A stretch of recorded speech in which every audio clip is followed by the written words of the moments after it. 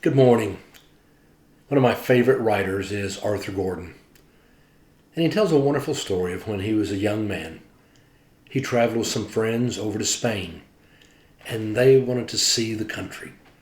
They managed to find a pension, a place that they could go and stay, and it really was a part of a beautiful big home. They were excited about being there. They were able to come into the main house and be a part.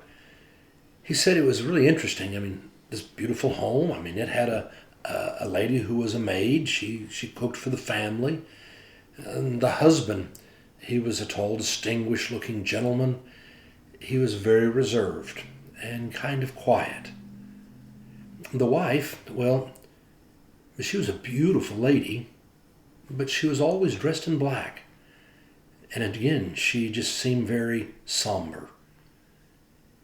There in the living room was a beautiful grand piano, but it was never touched. It was never played.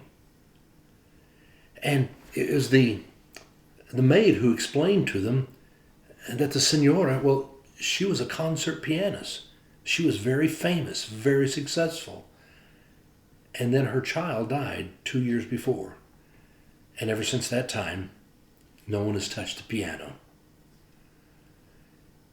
Well, Arthur said one night he and his buddies were together, and they went down to a local bodega, this wine cellar, and the proprietor there was very happy to show them lots of different kinds of good Spanish wine.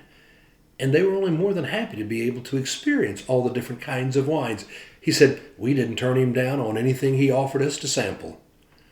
He said it finally got late into the evening and we weren't feeling any pain. We were having a wonderful time being in Spain. Finally, they left the bodega to come back home. And when they got back home, they came into the house and he said, we walked home. We were singing all the way. And when we came into the house, one of his buddies just went over and sat down on the bench of the piano and threw the top back, and he began to play very badly.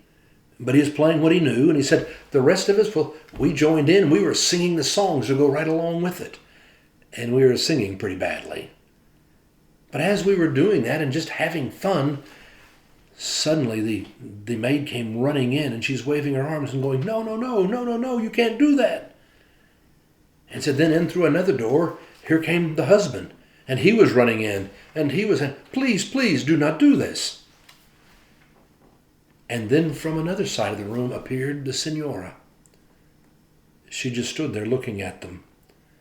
And Arthur said, look, we may have been young, and maybe we were feeling too happy, but we certainly understood that we had made a real major mistake, that we had been inappropriate, and now we were very embarrassed, and we hung our heads, and everybody just stood there, and nobody said anything. Until suddenly the senora, a smile came onto her face.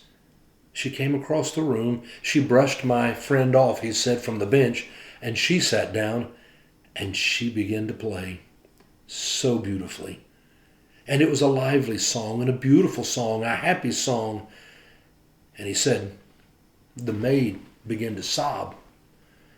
He looked over at the husband, and he had tears streaming down his cheek.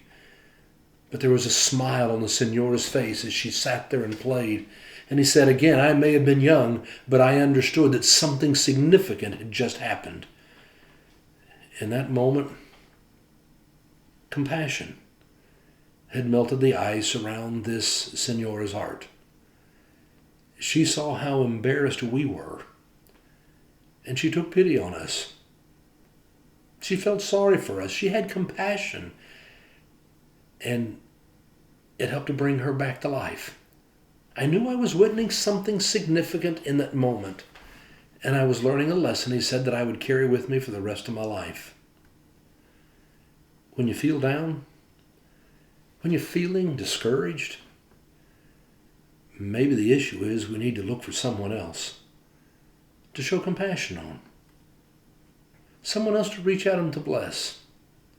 For when we do, it will melt the ice around your heart, and it will put a smile on your face and a song in your heart. Go out and have a great day.